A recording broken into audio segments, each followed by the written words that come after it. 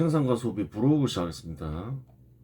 노무현 정부 시기 때 있었던 주요 사건들을 살펴보았죠. 9.11 테러가 터지면서 대규모 참사 사건이 일어났죠. 그래서 미국은 아프가니스탄과 이라크와 전쟁을 하게 되죠. 그래요. 그때 우방국들은 전투부대를 파견하죠. 뭐 이런 상황에서 파견하지 않을 수 없는 거죠. 근데 동맹국인 한국은 전투부대를 파견하지 않았죠. 잘못된 거죠. 동맹국인데 보내지 않았잖아요. 반민사더라 노무현이. 또 황우석 사건이 있었죠. 논문 조작 사건이 있었어요. 그래요. 산업정책과 무관하지 않다 했죠. 그래요. 기술을 육성해서 중소기업을 키우려고 했는데, 그래요. 그런 와중에 터진 사건이죠. 기술을 개발해서 중소기업을 육성해야 되니까 새로운 기술이 있으면 지원을 하겠죠. 근데 그 검증 없이 막 지원하다 보니까 일종의 사기 사건이 터진 거죠. 그래요. 그래서 좀 시끄러웠죠. 그 주요한 사건과 주요한 일들은 거의 다 살펴봤죠. 2006년 5월 지방자치단체 선거가 있었다. 결과는 다음과 같다. 한나라당이 대승을 하죠. 당선자 수 12곳. 거의 전국 다 휩쓸었죠. 열린우리당 이긴 곳, 한 곳. 그 지방자치단체장 선거, 광역자치단체장 선거죠. 열린우리당 한 곳 이겼다는 거예요. 대패했죠. 한나라당 12곳 다 이기고, 주요 지역들 다 이겼죠. 민주당도 열린우리당한테 이겼죠. 2곳 이겼죠. 광주, 전남. 그래요. 광역자치단체장만 그렇냐? 기초자치단체장 선거 결과도 마찬가지였다는 거예요. 보겠습니다. 열린우리당은 16곳 광역자치단체장 선거 결과에서 전북 한 곳에서만 승리했다. 민주당으로 이름을 바꾼 새천년민주당은 광주, 전남 2곳에서 승리하였으니 지난 총선과는 달리 민주당이 열린우리당에 승리했다. 반면 한나라당은 16곳 중 3곳 외에 다 승리했으니 대승을 거두었다. 완전 대승이죠. 네 곳을 제외했죠. 4곳. 당시 한나라당 대표 박근혜는 선거의 여왕이라는 별명을 얻었다. 그래서 대표는 박근혜였죠. 대승을 거둬버리니까 일찍이 유리를 찾아보기 힘든 대승이잖아요. 기초자치단체장 선거 결과라고 하여 다르지 않았다. 한나라당 155명, 전체 230명이죠. 열린우리당 19명, 민주당 20명이죠. 두 개 합쳐봤자 한 40명도 안 되죠. 몇 프로인가요? 한나라당 대비. 그래요. 계산해보라는 거예요. 한 20%? 하여튼 뭐 철저하게 이겼죠. 철저하게 패배했죠. 왜 패배했냐를 생각해보라는 거예요.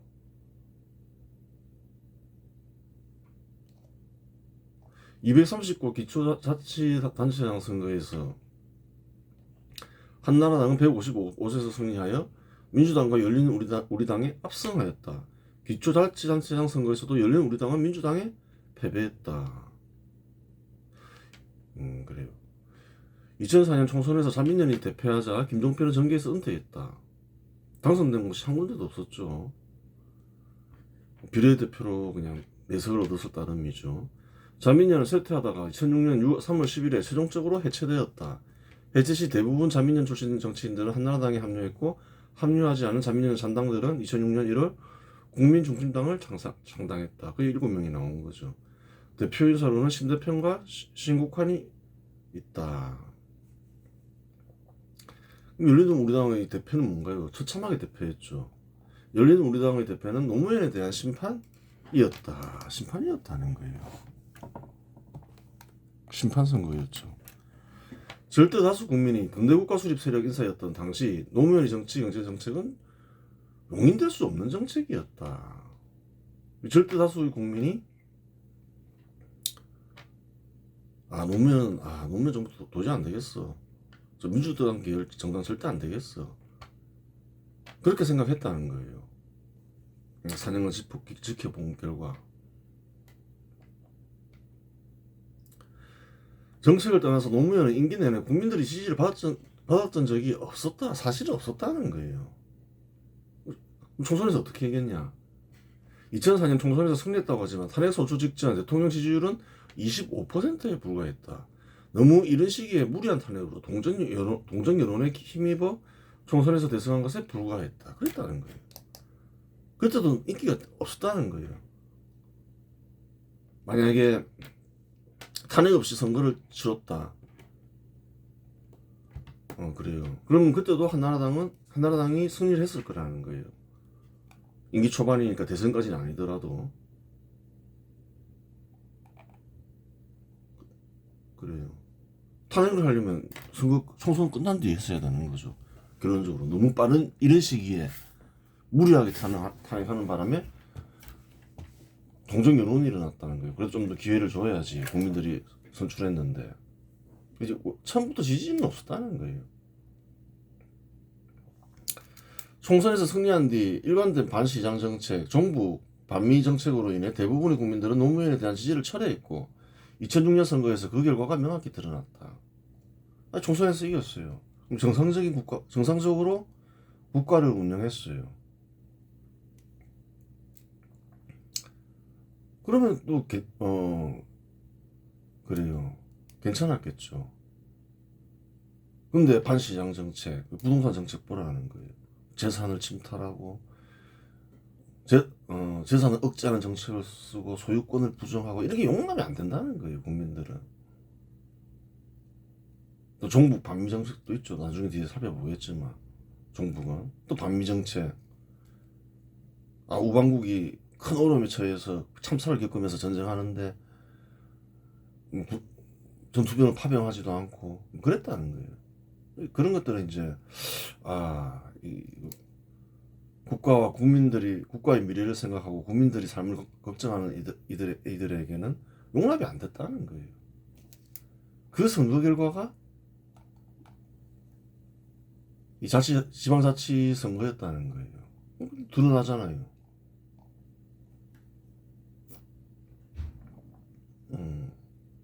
그래요. 막 지역주의 정치를 해가지고 어떻게 했나요? 국민들 갈라치기 하고.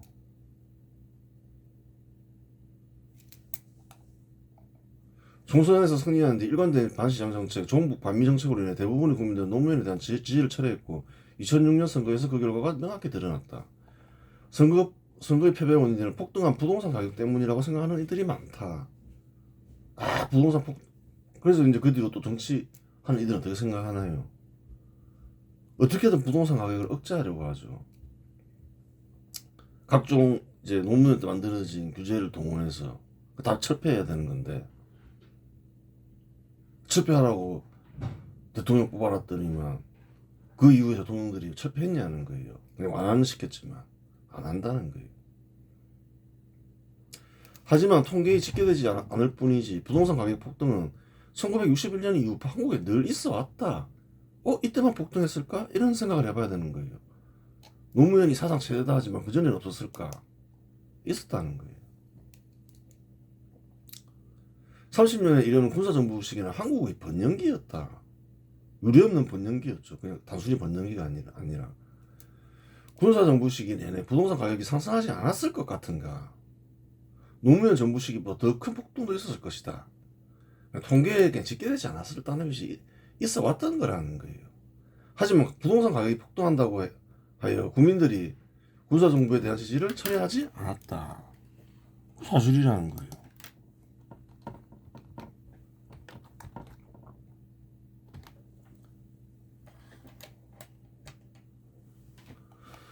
그래요. 노무현 정부에 대한 지지철에는 부동산 가격 폭등이 있는 것이 아니라 부동산 대책에 있었다.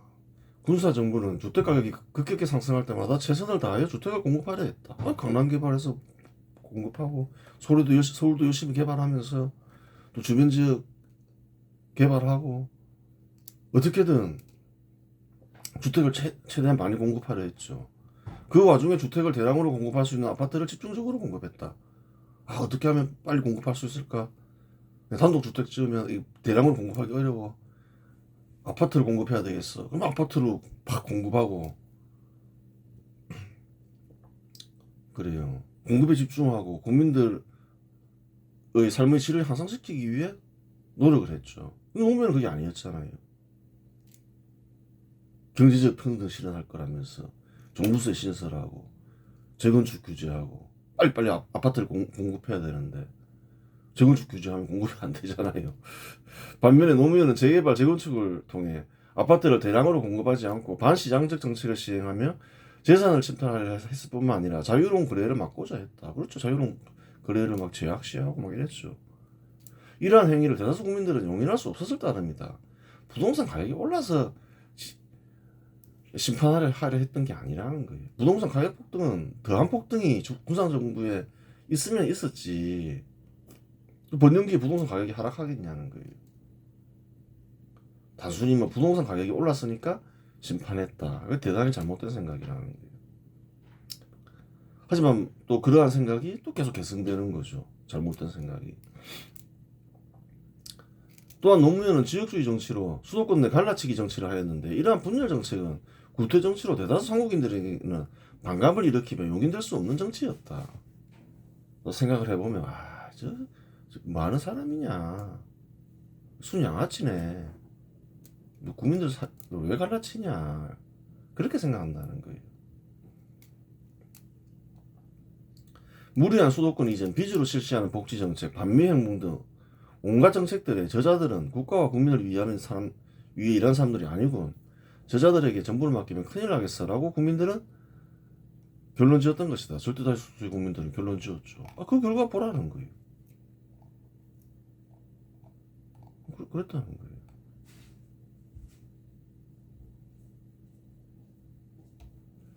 실상 노무현 집권 시기 국가와 국민을 위해 한 일이 하나라도 있는가? 노무현은 국가와 국민에게 해로운 일만 한 이로 아무런 공적이 없는 이였다. 사실이었다는 거예요.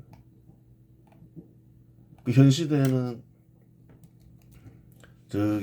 근대국가 수립 반발 세력 인사들이 경제적 평등을 실현하려 했으니까 절대다수의 국민들은 당시 안 되겠어요 했지만 또 좋아하겠죠. 그 극소수의 근대국가 수립 반발 세력 인사나 공산주의 세력 인사들은 그 사람들 중시하는 건 경제적 평등이니까. 그때 안 할 것 같잖아.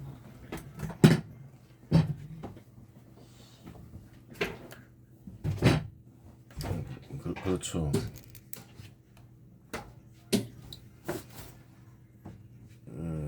절대다수의 국민들은 싫어했다. 하지만 이제 극소수의 공산주의 세력 인사들이나 근대국가 수립 반발 세력 인사들은 좋아했는데 이제 막 조작을 하는 거죠. 역사를 날조하고 굉장히 큰 인기가 있었던 정치인처럼 그렇지 않다는 거예요. 임기 내내 지지를 받지 못했다는 거예요. 받을 수는 있었겠죠. 총선에서 이긴 뒤에 정상적으로 정치를 했으면 완전히 그 국민들 눈밖에 났던 거죠. 그래요.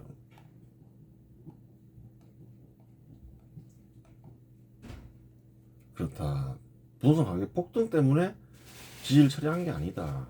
하는 행태를 보니까 그래요. 도저히 안 되겠다 생각한 거죠. 말 맞다는 반국가 인사라 생각했던 거죠. 국가와 국민의 미래를 걱정하는 사람들이 지지를 다 철회했다. 2006년에서 2007년 한미 FTA 협상이 있었고 2007년 4월 협상이 타결되었다. 협상 내용은 다음과 같다. 기본적으로 양국 간 교육 상품의 과세는 100% 철폐하는 것이 한미 FTA의 목표였다. 원래는 그렇죠. 생각을 해야 되는 거예요. 이로 인해 공산품, 임산물, 수산물 등 대부분 품목에서 관세가 빠르게 사라졌다. 장기간 한국은 미국 시장에 그래요. 수출하면서 큰 이익을 봤죠. 흑자도 많이 보고. 근데 언제까지 그렇게 하진 않는다는 거예요. 어느 정도 성장하고 발전하면 우방국이니까 계속 손해볼 수는 없잖아요. 미국도. 자유롭게 이제 무역하자. 그렇게 되는 거죠. 그건 나쁜 게 아닌 거예요. 2007년 정도 되면 특별히 뭐 한국을 보호할 이유는 없었다는 거예요. 그만큼 한국이 강대국이 됐고, 특별히 특혜를 줄 이유는 없었던 거죠. 그걸 항상 생각해야 되는 거예요. 아직도, 특혜를 받는 품목이 있잖아요. 빨리 생산성을 강화시켜야 된다. 언제까지 특혜를 주지 않는다. 그게 불이한 거죠. 자기들은 천문학적인 금액을 수출하고 상품을 수출하고 그 천문학적인 금액을 벌고 상대방은 그렇게 하지 못하게 하겠다. 그거 잘못된 생각인 거예요. 그 시간이 있을 때 경쟁력 없는 상품 꼭 있어야 되는 것은 뭐 시간을 줄 때 빨리빨리 생산성을 강화시키라는 거예요. 나중에는 그냥 산업 전체가 붕괴될 수 있다는 거예요. 농업 전체가 붕괴될 수도 있는 거예요. 미국 압력으로 그렇게 될 수도 있는 거고, 언제까지 특혜를 줄 이유는 없잖아요. 또 한국 도시인들이 얼마나 큰 손해를 보고 소비하고 있나요? 농산물 같은 경우에. 우리 이제 더 이상 이렇게 비싸게 소비할 수 없어. 그럼 어떻게 되나요? 농업은 순식간에 붕괴된다는 거예요. 그런 경우 흔히 있다는 거예요. 어느 나라에나. 보호 정책이 좋은 게 아니라는 거예요. 보호를 하더라도 시간을 주고 생산성을 강화시키게 해서 하는 게 좋은 정부라는 거예요. 그렇지 않으면 어느 순간 산업 전체가 붕괴된다는 거예요. 영국이 그러한 사례 중에 하나죠, 과거에. 미국은 한국 상품에 높은 관세를 부과하지 않았지만 한국은 미국 상품에 높은 관세를 부과하는 경우가 흔했다. 실상 한국은 저가 상품을 미국에 판매하고 있었고 부과되는 관세가 거의 없었기 때문에 한국 입장에서 한미 FTA는 한국을 위한 경제 조약은 아니었다. 그렇죠. 승용차의 경우 미국 정부는 한국 승용차에 2.5%의 관세를 부과했고 한국 정부는 미국 승용차에 8%의 관세를 부과했다. 그렇죠. 한국 승용차에는 거의 관세를 부과하지 않았죠. 승용차의 경우는 어떤 경우인가요? 미국 승용차 한국에 팔아먹기 위해서 한 거죠. 한국 승용차는 뭐 큰 의미가 없었다는 거예요. 당시 미국 시장에서 한국 승용차는 최저가 승용차였고 미국 승용차와 경쟁하지 않았다. 당시 미국 시장을 분석하면 한국 승용차는 최저가 시장, 일본 승용차는 모든 시장, 미국 승용차는 중저가 시장, 유럽 승용차는 고가 시장을 장악하고 있었다. 즉 미국 정부가 관세를 철폐하건 말건 한국 승용차 판매에는 아무런 영향을 미치지 못했고 오히려 미국의 가난한 소비자를 위해서는 관세 철폐하는 것이 미국 정부 입장에서 나았다. 미국 시장은 한국이 생산하는 자동차를 생산하지 않았다는 거예요. 한국 승용차에 특별히 관세를 부과할 이유가 없었죠. 자기 자동차 산업을 육성하기 위해서 관세를 부과하는데 한국 승용차를 생산 안 하는 한국 승용차와 같은 최저가 자동차를 생산하지 않는데 관세를 부과할 이유가 뭐가 있어요? 오히려 그 철폐하는 게 미국의 그 서민들 가난한 이들을 위해 좋죠. 근데 한국이 관세를 철폐하는 거는 철폐하라고 요구한 건 뭔가요? 미국 승용차를 판매하기 위해서죠. 한국 승용차는 미국의 가난한 이들을 위한 차였던 것이다. 그렇죠. 근데 그거 뭐 당연하죠. 뭐 그거를 한국인들은 뭐 불리하게 했다 이런 생각을 버리라는 거예요. 한국이 얼마나 많이 수출했나요? 미국도 수출 이제 그만 이제 안 돼. 특히나 안 돼. 우리 수출 수입 자유 서로 그냥 동등하게 해. 그렇게 되는 거죠. 당연한 거죠. 근데 사실은 또 이익은 한국이 더 받죠. 근데 그래요. 뭐 어차피 해야 되는 거였어요. 할 수밖에 없는 것이고. 한국 정부가 미국 승용차에 8%의 관세를 부과한 이유는 한국 자동차 산업을 육성하기 위함이었다. 그렇죠. 국산 많이 쓰게 하려고. 즉 국산 자동차가 국내 시장에서 잘 판매되게 하기 위해 외국 승용차에 8%의 관세를 부과했던 것이다. 하지만 관세가 철폐되었음에도 불구하고 미국 승용차는 한국에서 잘 판매되지 않았다. 근데 미국 차는 잘 안 팔리더라. 왜 그럴까? 한국인들이 생각할 때 높은 가격 대비 품질이 썩 좋지 않았던 것이다. 품질 대비 안 좋았다는 거예요. 미국 승용차가. 한국에서 또 의외로 뭐 독일 차나 일본 차는 또 잘 팔렸죠. 8% 관세를 부과함에도 불구하고. 그러니까 미국 승용차의 경쟁자는 사실은 이제 미국 정도의 생산비가 되면 인건비가 없잖아요. 사실은 고급차를 생산해야 되는 거예요. 근데 품질 개선에 미국은 승용차 품질 개선에 실패했죠. 2007년만 하더라도 미국의 자동차 제조 기술과 한국의 자동차 제조 기술에는 큰 차이가 있었다. 미국이 훨씬 뛰어났죠. 그 당시만 하더라도. 하지만 미국의 자동차 회사는 생산성 강화에 실패했고 한국의 자동차 제조 회사는 생산성 강화에 성공했다. 이유 그렇게 되죠. 생산성 강화에 실패하자 미국 소비자들도 미국 자동차에 대해 가격만 비싸고 품질은 별로라는 인식이 확산되었다. 당시 가격 대비 품질이 별로였던 이유에는 몇 가지가 있다. 왜 가격 대비 품질이 별로였다. 뭐 그 당시에는 품질이 한국 차보다 나았죠. 근데 가격이 이제 비싸서 안 사는 거죠. 가격 대비 품질이 안 좋다 이렇게 되는 거죠. 왜 그럴까? 일단 임금이 높더라. 미국은 시간당 송 보상이 7만원, 70달러.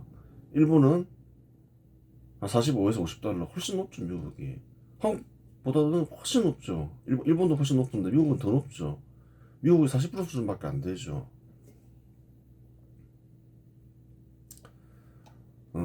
현 시점에는 임금 격차가 대폭 축소되면서 비슷해졌지만 현 시대는 거의 비슷하죠. 도요타하고도 비슷하고 미국하고도 뭐 거의 차이가 없다 하죠. 당시만 하더라도 국가별로 임금 격차는 컸다. 그때 2007년에 굉장히 컸죠. 한국의 임금은 미국의 임금의 40% 수준이었고 일본 임금의 60% 수준이었다. 미국과 일본의 자동차 제조 기술은 차이가 없음에도 불구하고 미국의 임금은 일본의 임금보다 40%나 비쌌다. 일본하고 미국은 별 임금 차이도 없었는데, 자동차 제품 품질이 차이도 없었는데 미국이 일본 임금보다 40%나 비쌌죠. 경쟁력이 별로 없었던 거죠. 이 경우 임금비를 상승시킬 수 있는 요인이 있어야 했는데 그러한 요인은 없고 노력도 하지 않았다. 이렇게 임금비가 비쌀 때는 노력이 전혀 없지는 않았겠지만 노력을 각별히 해야 되는 거예요. 임금비를 상승시킬 수 있는 이런저런 노력을 해야 되는 거죠. 그 노력이 성공해서 상세가 되면 산업이 유지되는 것이고 그렇지 않으면 쇠퇴하겠죠. 그러한 노력엔 여러 가지가 있을 수 있다. 정부의 노력이 있을 수도 있고 기업의 노력이 있을 수도 있다. 그렇죠. 노조의 권한을 제한하여 기업과 근로자가 자유롭게 계약을 하는 것도 하나의 방법이 되고 전기료 가스료를 낮출 수도 있다. 어떻게든 생산비를 낮춰야 된다는 거예요. 근로자를 단합하냐? 그게 아니라는 거예요. 생각을 해야 되는 거예요. 신분제도를 괜히 폐지하고 자유로운 경제활동을 하라. 그거는 근로자를 해롭게 하기 위함이 아니라는 거예요. 기업 편을 꼭 드는 것도 아니라는 거예요. 미국 사례를 보라는 거예요. 기본적으로 산업이 발전하고 국가가 발전하면 임금이 높아지고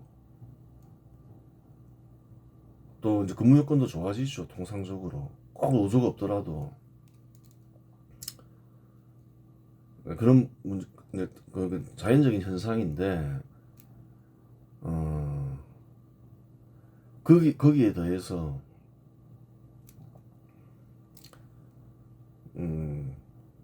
야, 그럼 너희들 잘 나가니까 좀 이 정도도 해줘, 저 정도도 해줘. 특정 신분의 이익을 보장하는 거죠. 법적으로 그렇게 하는 경우도 많죠. 한국은 법적으로도 많이 했죠. 미국 사례까지는 뭐 정확히 확인 안 해봤다만 미국도 비슷하게 행동했겠죠. 그러다 보면 어떻게 되나요? 생산비가 높아지죠. 그럼 생산비를 상쇄시켜야 되겠죠. 안 그러면 경쟁력이 없어지잖아요.